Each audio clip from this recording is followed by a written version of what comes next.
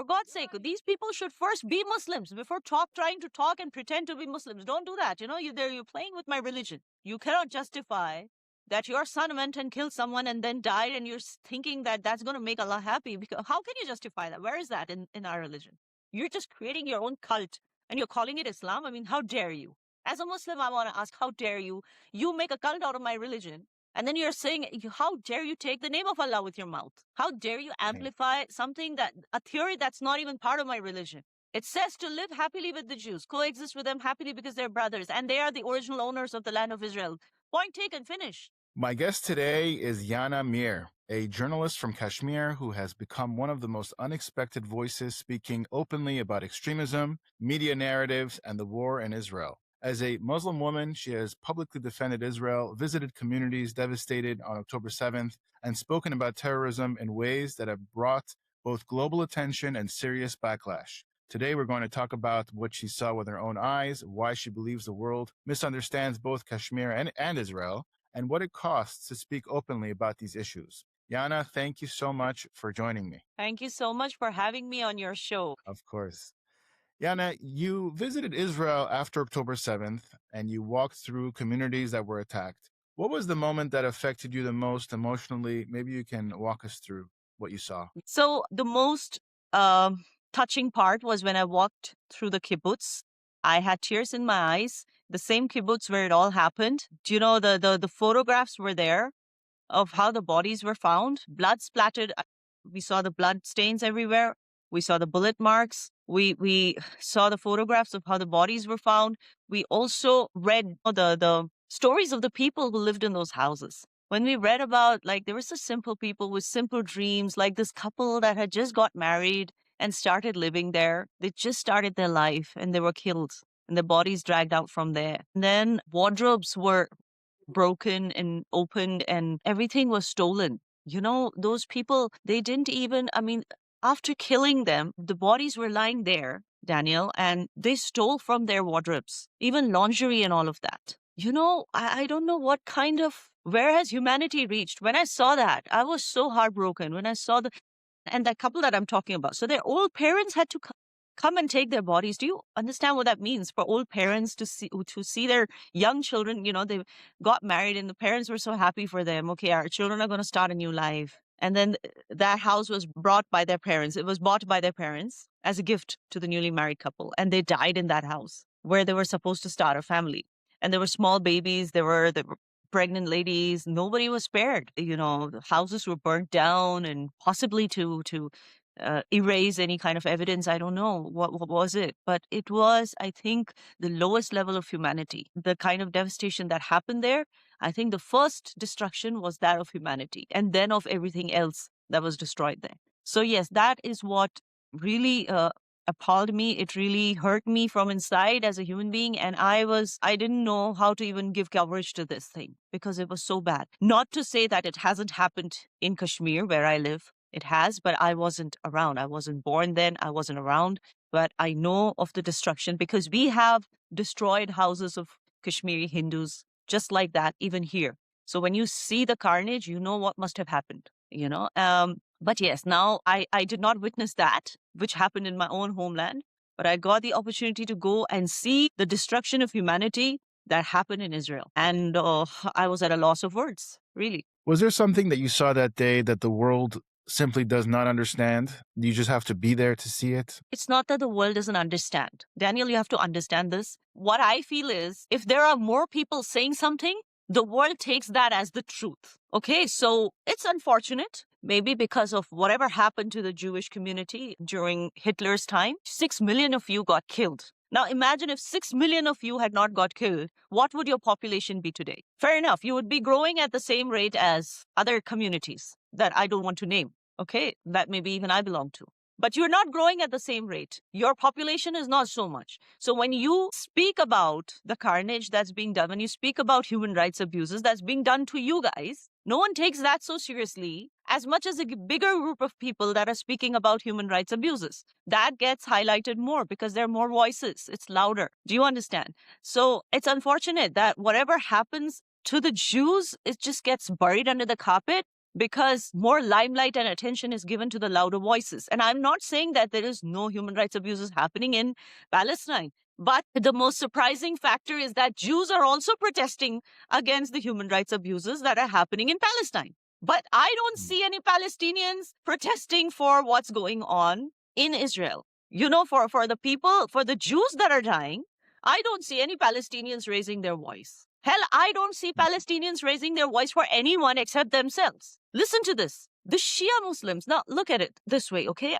Iran has taken on so much on itself for the so-called Palestinian cause, okay? So much on itself. It's trying to defend Palestine, even though Iran is a Shia country. Now, when the same Shias get killed in Pakistan or anywhere else, do you hear the Palestinians raising their voice even a little bit? They don't raise their voice even for those who stand for them, okay? And the whole world is going on about Palestine like it's some kind of trend that you just have to be part of. Otherwise, it's like FOMO. You're missing out on that Palestinian protest that's happening outside in the neighborhood. Dude, where is your Palestinian flag? And those rap songs, why are you not doing that Palestinian thing, that jingle? Come on, you're missing out on the trend. It's become like that. Wearing earrings with Palestinian flag design, wearing, the Palestinian flag as a t-shirt, all that merchandise. This is all a trend. But if you think about it practically, even in a human practical way, like from a human perspective, you guys are raising your voice for someone who doesn't care a damn about anyone else on the planet. Not to say that that makes it right, that they have to face the abuse. No, even they don't deserve whatever is happening there. But I think that is because of wrong leadership. Whatever they are suffering is because of wrong leadership. It's not exactly their fault. We can't expect everyone to have a human heart and think about others, have compassion for others. We can't expect that, right? So I'm not saying that I want to see the Palestinians rise above themselves and think about others for a moment. I'm not saying that. But I'm saying that the world also needs to know that just because the Kashmiri Hindus are a smaller communities compared to Kashmiri Muslims, that does not mean they're lying about what happened to them. It does not mean that they deserve to be ignored. Today, they have, just like the Jews, they had to flee the Kashmir Valley, but they've become very successful. They're a very successful community. They went elsewhere, they settled down. A lot of them are in the United States also, and they're a very successful community as on today, 30 or 35 years after the Exodus. But, it doesn't mean that just because today they're prosperous, it does not mean that, that you can trivialize what happened to them 35 years ago. You can't trivialize that. You can't say, oh, sorry, that was too much to go through, is it? You can't be inhuman. And that's exactly what I see happening with the Jews of Israel. As an ex-journalist, I'm not a journalist anymore, but as an and let me tell you, Daniel, it's because of this kind of inhumanity that I've seen that led me to actually quit journalism. I can't see it. So forget about the coverage. Something changed in me when I walked into that kibbutz 2 years ago. Something changed. And I said, forget about reporting it. I see now also I'm at a loss of words. I don't know how to actually say these things that I actually witnessed there. I don't know how to say it. So forget about coverage and all that. I can't even see it. So that's why I walked out of journalism. And the last 1.5 years, I'm not into journalism, but I'm just telling you that from a world view, from a world perspective, what I'm seeing is the Palestinian community is actually a very selfish community. To think that so much is happening, just like, you guys share a border, okay? There's I don't know what the dynamics are now, but I know that you guys are one community, okay? It's just different religions, but belong to the same land. And on the same land, there's so much of bloodshed going on, and all these people care about is just themselves, which is why I believe, which is why, I believe in the higher power, the Almighty. I believe in karma because that's what is taught in our country. Okay. And that's my country's culture. Okay. Essentially, an Indian is supposed to be secular, but essentially an Indian thinks about karma. So what you give, you get. So if you're not giving anything, you're not getting anything, dude. It's as simple as that. Now, I have seen Kashmiri Pandits or Jews, when they fight against these kind of, whatever is happening, all the injustice that's happening to them, they fight against that. And at the same time, they work hard, they come up in life, they become prosperous, and then they give back to the world. So much of charity, so much of, good to others, so much of compassion. And that's why slowly and steadily they get back as well. But I don't see the Palestinians. Don't tell me are there no rich Palestinians? Please don't tell me that. Are there no rich Palestinians? How come they never get involved? How come there's no charity going from them to their people? How come it's always a world that has to get involved? Okay, don't do for anybody else. Do for your own people. I don't see that happening. Once they're out of Palestine, khalas, that's it. Oh, now we're Americans. We don't care. Oh, now we're English. Now we don't care. This is how they are. I'm sorry. This episode is not about slandering their personality, but this is what I observed, and I'm putting it out there. I'm sorry if I'm offending any Palestinians. I know what's happening with you guys is not good. Bombing hospital, not good. Children dying, not good. I don't have to be there to know what's happening. But I really wish that for once you were compassionate about others so that those who you feel are not supporting, they still, despite all this world support that they get, despite all of that, they still think no one supports them, right? I seriously wish that they also start thinking about the pain that's being caused to others because of them. Yeah. Just the fact that their leaders are billionaires, which the money is supposed to come to the people, but they keep the money for themselves. They live in Qatar or whatever they do with the money. A lot of their suffering is from the leadership. So it's very sad. But do you think there's anything Israel could do to make themselves look better in the media, to have some good PR, or are we just so vastly outnumbered that whatever we do is not going to change anything? I mean, I think there should be more coverage of what the people are doing rather than what Netanyahu is doing. Sorry to say this. Again, India, Israel, supposed to be like best friends. And I don't want to say anything about your politics, but sometimes Netanyahu can go very, you know what I'm saying? I know it's very hard when you see your people dying and still you're trying to think about everyone. That's very hard to do. That's very hard. But that can still be expected from Israelis and not from Palestinians. You can still expect an Israeli to think that, okay, my people have died, but I still at this point have to think about everyone. I can't allow innocents to die on either side. I know that my perpetrators are coming from their side, but even their side innocents don't deserve to die. It takes a very big heart to think like this, but I think the Israelis can do it. Like the Kashmiri pundits can do it. You know, the Israelis can do it. They have that heart. So, but it's the public that's doing it. I saw that there were some Jews that were protesting in the UK, and I was there. And they were saying, not in our name. They said, don't kill in Palestinians in our name. Don't kill the Palestinians in our name. Like, don't kill them saying that you're doing something for us. We don't accept this. So I feel that those kind of protests should be highlighted in the media. So the world knows that the Jews as a whole, they don't stand for this kind of human rights abuse anywhere. They don't even stand for war. They don't stand for killings of any kinds. So I think more than your political figures that are, it's more about the votes for them, right? It's more about, I think more than that, the media coverage should be given to what the public is doing. There should be more public opinions coming out from the public. They should be speaking on every channel. You should be sending, you know, you should be sending delegations that are actually running, you could say, well, what do you call them over there? Like here, we call it non-profit organizations, non-government organizations. So those kind of social organizations that are connecting with people on ground. Those who are running those kind of organizations, people or members of those organizations, volunteers from those organizations who are connecting with people on ground should be sent to different countries to take part in their media coverage on Israel. And they should be speaking and representing the people directly. I think that will send the message out to the world. Yes. Now, you were a Muslim journalist who publicly defended Israel. Did you receive a lot of backlash for that? Did you ever hesitate for speaking publicly? Sure, I did, because everyone just blindly supports Israel, Palestine, right, in where I live. So yeah, a lot of backlash, going up to like, oh, you know, like it's just like dragging my family into it, it just went too far. Like, you know, it was a nightmare, to be honest. But that does not mean, see, a real Muslim, it says in the Quran, I don't know which ayat it is, but it does say in the Quran that stand with what is right, even if it's your own people who's doing the wrong, but stand with what is right. So I believe in that. And I'm always going to stand with what's right. And it did not deter me, but what makes me happy is now 2 years later, I see that Kashmir has really changed in terms of being more accepting towards other people's point of view and trying to, trying to even understand it.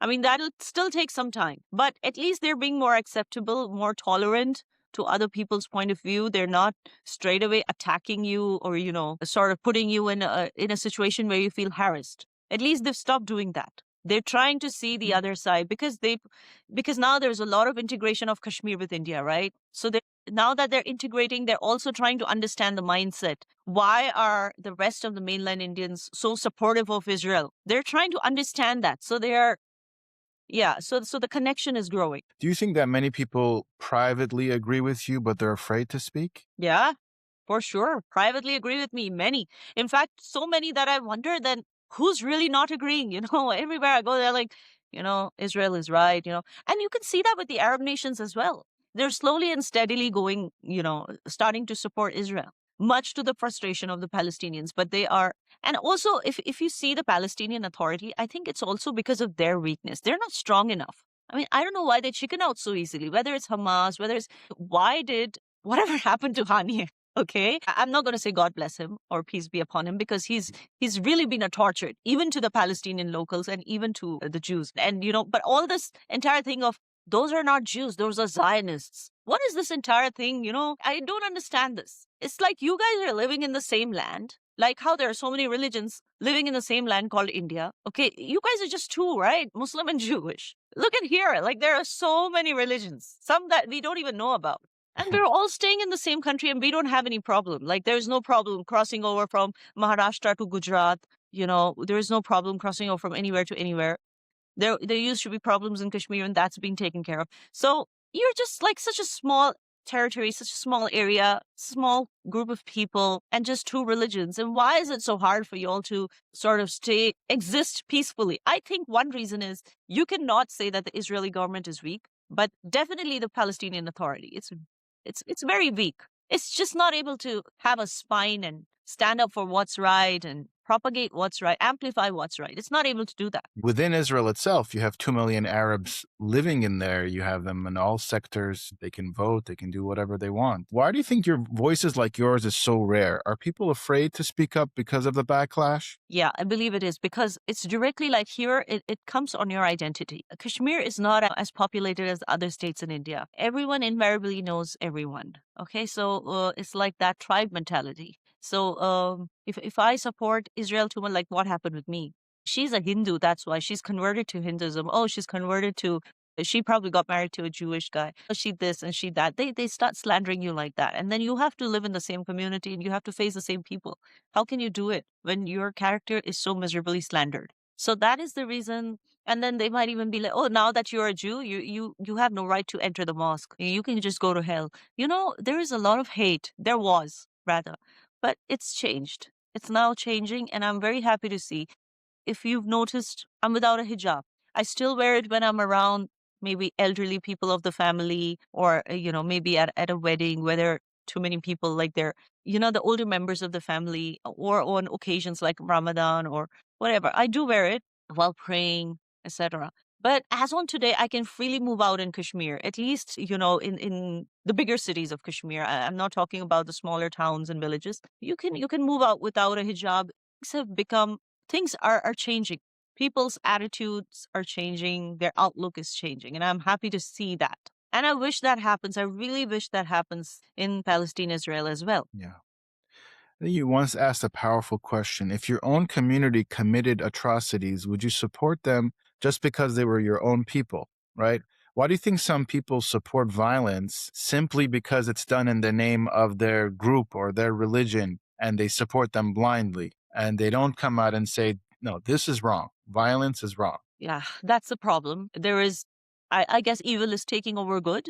That's all I can say. But that is also something I tried to raise in my coverage in Israel. I interviewed local people. Some of them had miscarriages, women. Some of them lost their husbands, their fathers, their brothers, in the kibbutz, but they're living somewhere else. So I went there and I asked them, okay, imagine this. Okay, there's this lady who lost her baby. Okay, so I said, imagine this. Those people who killed your baby. What if I get a chance to nuke them? Should I go ahead and do it? She said, no. I only want justice from the people who did that, not that entire country. Why would you do that? So that's, again, that brought tears to my eyes. I'm like, look at these people, man. And that is the wider belief that I discovered in Israel. Not a single person is ready to say anything against Muslims or against all of the Palestinians. They're just saying that, no, those who did this to us, they should be brought to justice and they should not be doing it again. We want that security from our government and from the world. We want the world also to take notice and action so that this doesn't happen again. But we're not against Muslims. Hell, 34% of us are Muslims. So 34% of Israeli population is Muslim. How can we be against our own people? No, we're not against any religion. This is how they think. And I wish there were more of you to spread this kind of thinking. As against another community, I'm not going to name it. For them, it's more like it's us versus them everywhere. For God's sake, what is us versus them? Why every time us versus them? Why can't it just be humanity versus good versus evil? Just make it good versus evil. Like I told you, it's just a trend. It's a trend, Daniel. They've made it into it. They've made rap songs for Palestine. They've made merchandise for Palestine. They've made it like that. Please understand. And it was a multi-million-dollar business. Look at all the donations they get. I mean, the people don't even want to stop living like refugees. They want to continue living in that hell zone because they are very happy with all the contributions that they're getting, all the charity they're getting. They don't want to work. They don't want to find a peaceful solution so that everyone can focus on work rather than war. You get my point? Yeah. I think it's dangerous when they say we're committing violence because this is what God wants from us, what Allah wants from us, for example, right? I saw a clip of a woman who lost 4 children because they were terrorists or something, and she was celebrating and singing and laughing, and everybody was like, you should be sad. You lost your kids. Why are you so happy? I said, no, they're in heaven right now. This is the ultimate thing for them. So I think like when you have that kind of a mentality that no, this bad thing that I'm doing is actually good. How do you Okay, let me put deal it this with way. people like that? You Let me know? put it this way. It's more of them getting killed by, due to terrorism activities, right? More of them getting killed than their terrorism activities being able to kill Jews, right? More of them are being Yes. killed. So Yes. whose side do you think God is on? Simple as that. And please tell me, where is it written in Islam that you're supposed to attack the Jews? For God's sake, where is it written? It says clearly, Surah Al-Ma'idah, Ayat 21, 20 and 21. What does it say? For God's sake, these people should first be Muslims before trying to talk and pretend to be Muslims. Don't do that. You're playing with my religion. For God's sake, if I was a Maulvi, oh, let me also tell you that a lot of clerics from India have issued fatwas to these people. Okay, the people, the Taliban, they've issued fatwas to Taliban, they've issued fatwas to Hamas. Why? Because they think out and out they're terrorists. Simple terrorist organizations. So what I'm trying to say is that you cannot justify that your son went and killed someone and then died, and you're thinking that that's going to make Allah happy. Because how can you justify that? Where is that in our religion? You're just creating your own cult and you're calling it Islam. I mean, how dare you? As a Muslim, I want to ask, how dare you? You make a cult out of my religion. And then you're saying, how dare you take the name of Allah with your mouth? How dare you amplify a theory that's not even part of my religion? It says to live happily with the Jews, coexist with them happily because they're brothers, and they are the original owners of the land of Israel. Point taken, finish. Why are you making this on and on? Sometimes you make it about your freedom fight. It's a fight. It's a patriotic freedom fight. Then sometimes you drag Allah into it and make it about religion. First of all, they need to be clear about it. Do they want to follow their cult? And if they want to follow that cult, please don't call yourselves Muslims. Don't do that. Call it some cult name. You call yourselves Palestinians or whatever. But don't drag on other people's religion into it and make them look bad as well to the whole world. Because the whole world's going to think Muslims are like this. But you know how Muslims are. They live with you in Israel. Do you think that they're creating any problem? Don't you see how loyal they are to their IDF? Because loyalty is in our blood. Okay, so what these people are doing, extremely wrong. And that's probably why the Arabs realize that, because Islam took birth in the Arab countries. So they realize that their philosophy is actually wrong. And that's why they're not supporting them. Yeah. Yeah. What surprised you most about the Israeli society when you visited? I'm sure you had some conception of what it would look like, but what surprised you? That they do not want destruction of the greater Muslim population. They don't think like that. They don't judge everybody by their religion. They don't judge that someone is good or bad just because of their religion. That surprised me about how can they be so human after all the torture they went through since the 18th century? How can they be so human? I don't know. That surprised me from the point of view. But from a civilian point of view, it didn't surprise me that while Israel was so, prosperous, and everything, and Palestine is still in shambles, it didn't surprise me. It didn't surprise me that on one side, the Israelis are not judging anyone by their religion, and they just want their hostages back at that point, right? They just wanted their hostages back, and they were just sad, but they were not speaking against any religion. Okay, despite all that, they were not blaming any other country that why are you not helping us? Why are you not helping us? Shame on you. No, Okay, very human. And when I walked into Masjid Al-Aqsa, right, when I was walking through that lane in Jerusalem, so sister, don't walk with him. He's a Jew. He's a dirty pig. I was not surprised. You are in their land. They're letting you open shops here, sell here to tourists, make a lot of money, and you're standing right here and trying to, amplify the hate. It's not going to work. They forgot that, okay, they saw the hijab, that they know I'm a Muslim, but they forgot I'm also Indian. I can't hate Israelis. But anyway, sister, don't walk with. I said, yeah, I know what you're doing here, dude. And then we walk inside, and then they make us say, I walked with two people from my group, and they make us all say the Muslim prayers, Surah Al-Fatih, and all to check that if we're really Muslims. But I want to know if they're really Muslims. How can they have so much hate in them?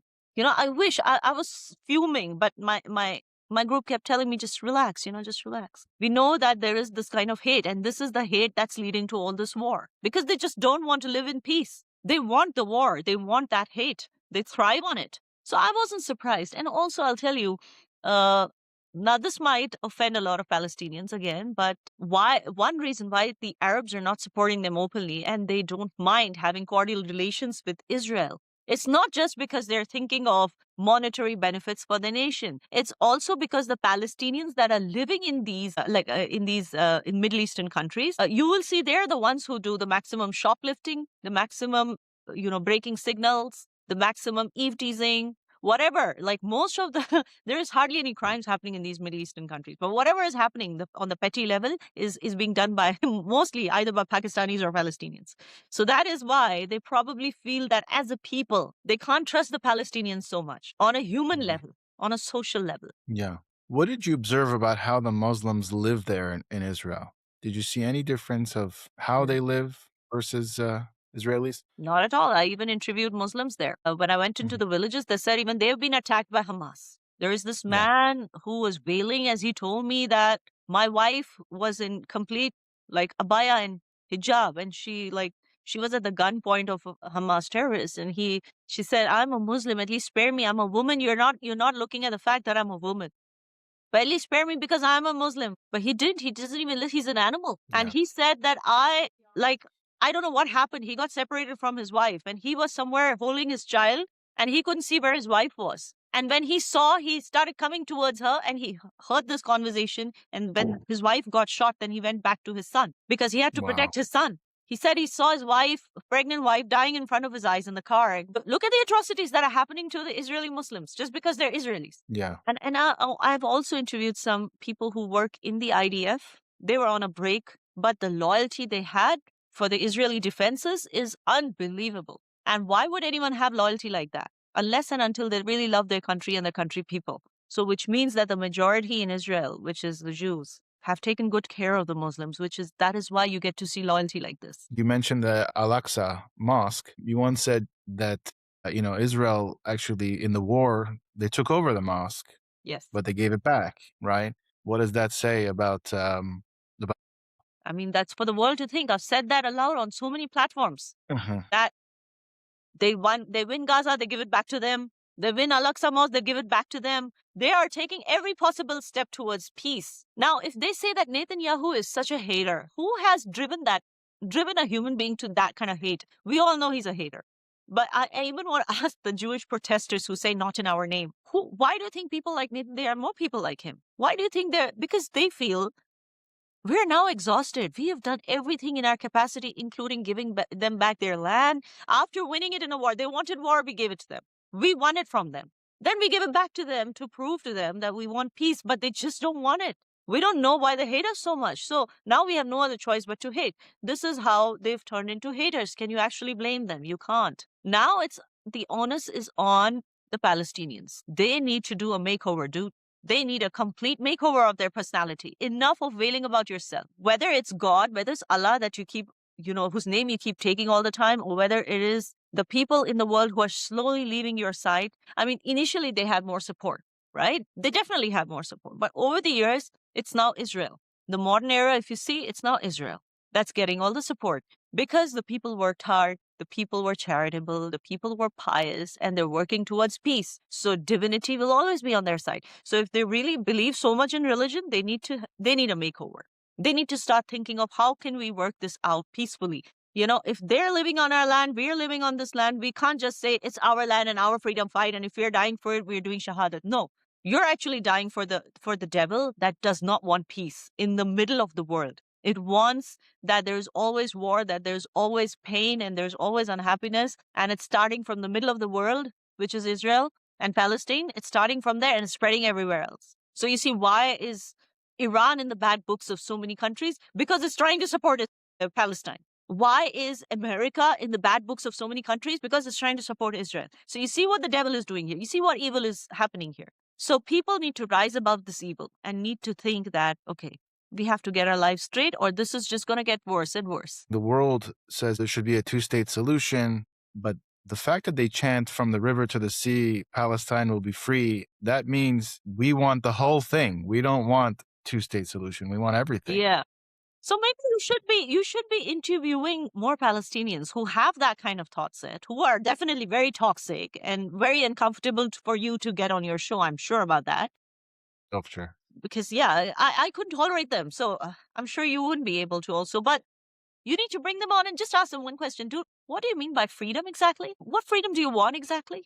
Are you not already getting it? You just ask them that, because that's how I started off, like 5 or 6 years ago, when I started my cause of trying to make Kashmiris understand that India is your country, okay? And Indians are yours as much as you belong to them, they belong to you. You are one bloodline, dude. You're just speaking a different language, but this is your country. I had to, when they used to say azadi, azadi, which means freedom, hum kya chahte hai. So I started talking to them. I'm like, excuse me, but can you just tell me what's freedom? India is a secular, democratic republic. You have freedom at government level. You have freedom at your religion level. You have equal rights as everybody else. What more freedom do you want? And for those who were trying, there was a very small faction that was trying to support Pakistan. Soon what happened was the locals who were supporting Azadi, they realized that, yeah, in that context, if we become part of Pakistan, God forbid, if we become part of Pakistan, we'll not be free anymore, because Pakistan is not free. It's not a secular, and it's not a democratic country as such, because they have their elections are all, you know how it is. It's all staged by the army. So they realized that in true sense, India is the democracy. We're getting all our rights here. So what exactly do we mean by freedom? What freedom is it that we don't have already? So when I made them realize that, I did that kind of work. My team did that kind of work on ground. We went to homes and houses and, schools and colleges, and we tried to bond with people and tried to make them understand. And they realized, at least, I'm not saying I'm the only one. There are a lot of activists like that who believed in this, and they started doing this, and people understood. So I think that's what we need to question the Palestinians, ask them, what exactly do you mean by the freedom? What are you exactly fighting for? Okay, you make the whole land your own, and then what? You'd be getting the same freedom that you're already getting now. Is it like Israel is taking away any freedom from you? So I think that kind of sense should be put into them. It's going to be very hard, but you have to start somewhere. Yeah. Do you see parallels between what India faces and what Israel faces? Yeah, what India faced, yes, definitely. It faced. Yeah, we do. But now But they still face it with Pakistan, right? I mean, it's yeah, but not over, that's right? different. So that's something like, now what we're facing is something like, now Kashmir and India is one, right? The people have connected now in the last 5 years by God's grace. And okay, I don't want to get political, but Prime Minister Modi's leadership has really, there's a lot of compassion there. No more pellet guns being used, no more children dying or going blind, iron fist, but compassion first. So all that, I mean, we've had military men actually resettling the lives of terrorists. Those are getting caught doing this. It's like, don't worry, just drop your guns, we'll get you a job. We'll get you settled somewhere.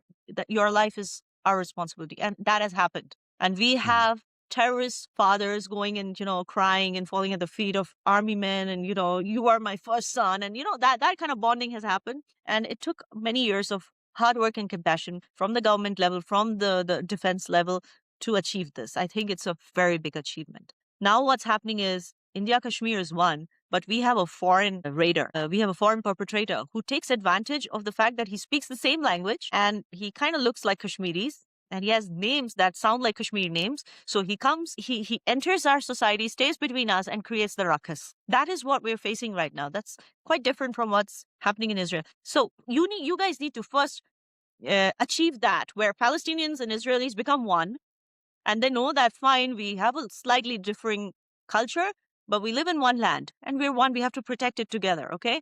And then if somebody from outside tries to attack it, say Jordan or something, I'm just saying, or maybe Egypt, so that's the kind of thing that's happening with us right now. What similarities do you see between India and Israel? Why is there, generally support for Israel from India? Because India has had a lot of perpetrators. India, at one time was the world's most prosperous country. If you see the medieval times, the classical times.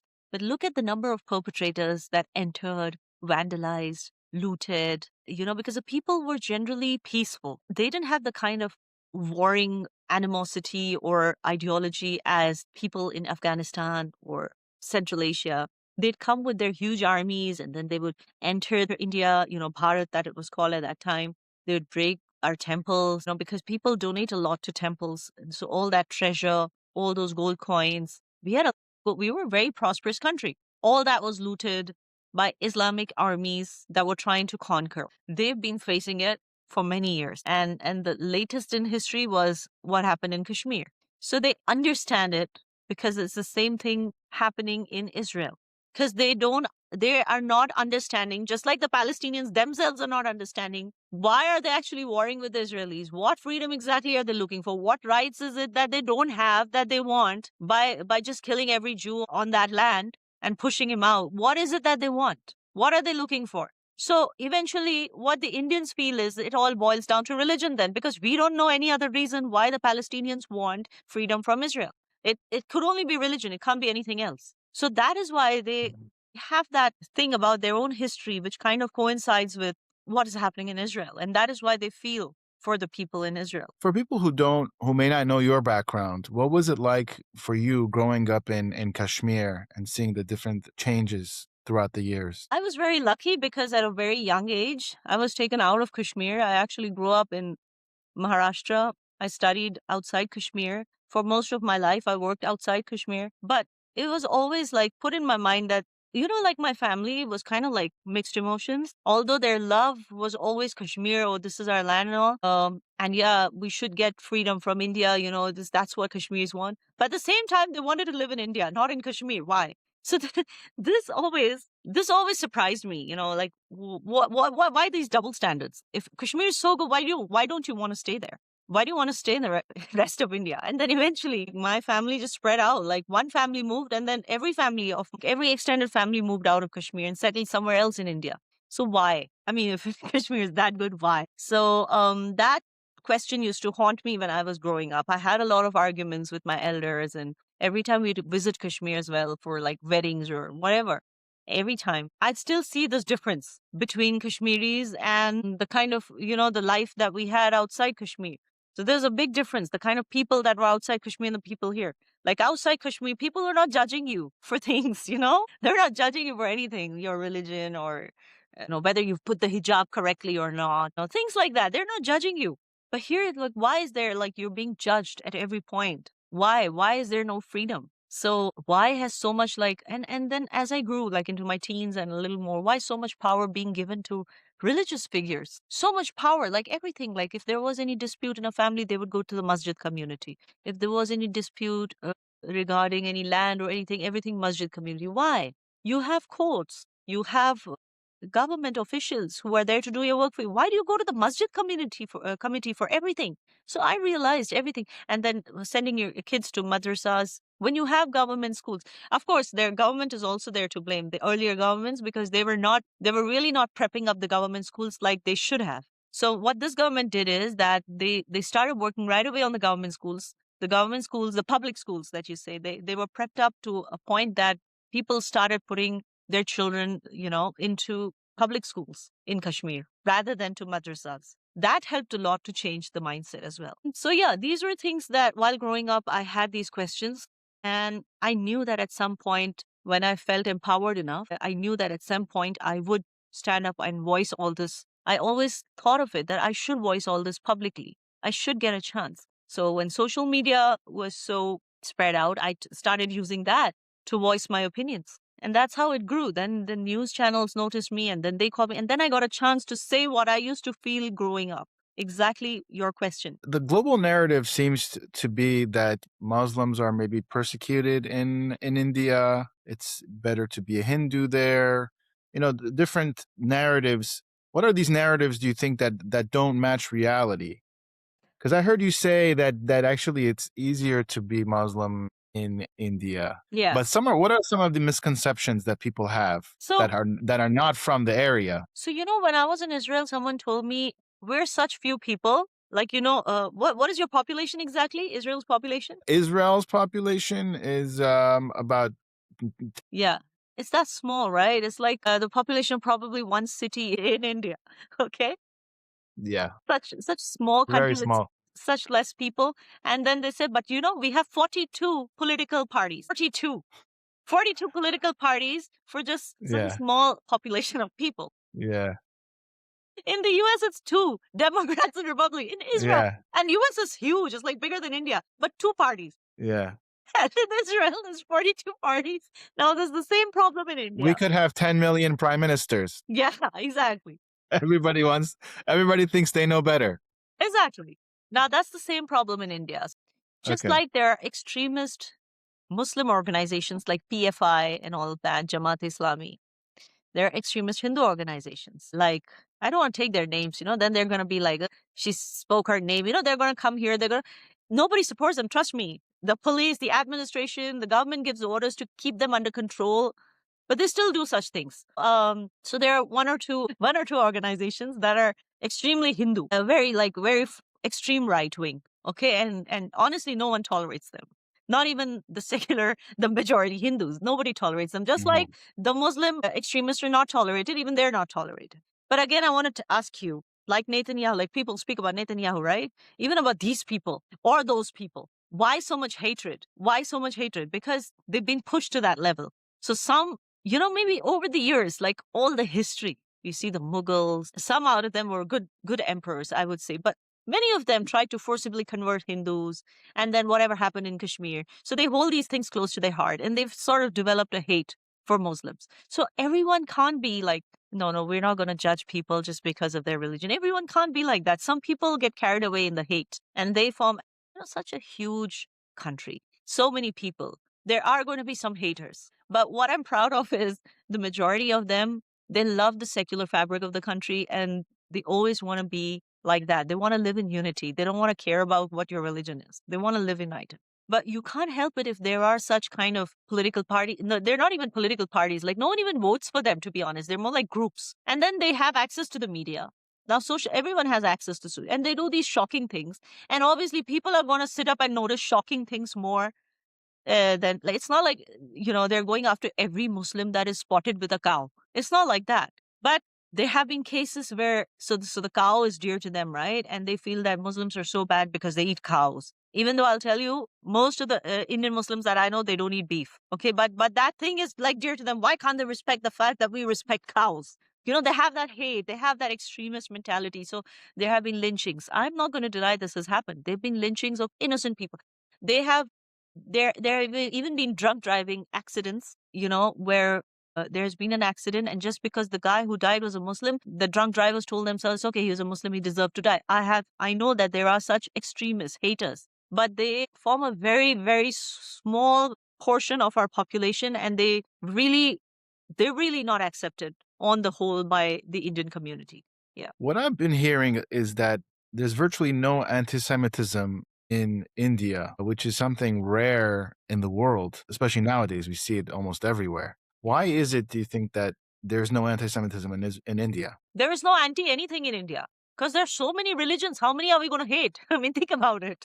There's so many religions and they're all living happily. And also another thing is, of course, the Jews are a very small community. So there's no anti-Sikhism in India. There's no anti-Jainism in India. There's no anti-Christianism in India. But now I'll tell you, some kind of anger against Christianity is rising in India because now they're doing the same thing that the Muslims were trying to do so many years ago during the Mughal era. They've been sending their groups, I don't know what you call them, missionaries, and they've been converting villages. I think they're giving, those are poor people living in the villages. They're probably giving them money, subsidies, I don't know what, and converting them. Converting, if it's free conversion and not by force, I'd still say it's okay because I live in a free country. But to convert them and make them hate another community is not good. And they're doing that because all of a sudden, these converted villagers have started saying like really biased things against Hindus. Now, when such things happen, obviously the hate is going to rise. And that is why you see a lot of Yeah. Indians don't openly support the United States, don't openly support any of those Christian countries now. We're not openly supporting them. We're not against them, but we're not, because now that anger against Christianity has started. They're doing the same thing by sending missionaries. I think this should not happen. You should never try to play with a country's fabric. India is essentially Hindu, and Hinduism should be allowed to spread. The culture should always be Hindu. You can have any religion you want, but the culture should not diminish. That's when people start feeling that hate. Yes. Exactly. That's what I've been interviewing a bunch of people from India recently. I plan to do more. I want to explore the India-Israel perspective. What I've been hearing is that the fact that the Jewish people came to India and they don't try to convert other people. Actually, Yes. it's very hard to convert to Judaism. And we respect other religions, Yes. but just like I think Hindu also, they don't go out recruiting. So that's the similarity, and they don't feel a threat from Judaism in Yes. that aspect. Or Sikhism or Jainism, yeah, they or Jewish, they don't convert others, or Hindus, they don't convert. So that's absolutely good. The only thing Hindus are trying to do now, and I think even Muslims should not join them in that, is something called nationalism. They're trying to take everyone towards India first. Think about your country first. And some Muslims are resisting that. They're like, no, why should we say Bharat Mata Ki Jai? Why should we say Mande Mataram? Like, these are just phrases that we use to give respect to the country. So now there are problems with that because it's not just Hindus. There are a lot of Muslims who've joined them as well. But there are extremists in everywhere, and they are refusing to bow down to nationalism. Why is nationalism being forced on us? So yes, that is going on, but that is even happening in the US right now. If you know what the Republicans are trying to do, they're trying to do the same thing. In the name of the country, they're trying to sort of bring everyone to think of nation first. They're trying to make people say that don't think so much about the immigrants, don't think so much about tariffs that we're trying to put on other countries. Think about your country first. So I think that same thing is sort of even happening in India. Yeah, and I want to thank you for your courage and for sharing your perspective with me. It's very fascinating. If you want to leave us with a final message, something that you want to share with the world, go ahead. Yes, I just want to share with the world exactly what I said at the beginning, that do not ignore the Jews just because they're a small community. They're also a community that's contributing a lot to the world in terms of trade, technology, innovation. So let that spread rather than hate, rather than division. Let that spread. Let that whole land, whether you call it Palestine or Israel, let that spread. And let that message go to the Palestinians. Stop standing up and defending them and all. Try to even talk sense into them and try to sort of this is also my message to the Jews, to the Israelis, that try talking to the Palestinians, asking them, especially try to leverage your Muslim population to talk to them. If they feel more comfortable, talk to Muslims. Leverage that and talk to them and ask them straight off, what is it that you want in terms of freedom? What freedom are you actually looking for? And we will try our best. Let's work together to give both each other that freedom. I agree. Thank you again. Wish you all the best. I appreciate it. Thank you so much, Daniel. Take care. If you have a 401k or an IRA, please listen. Gold is at record highs.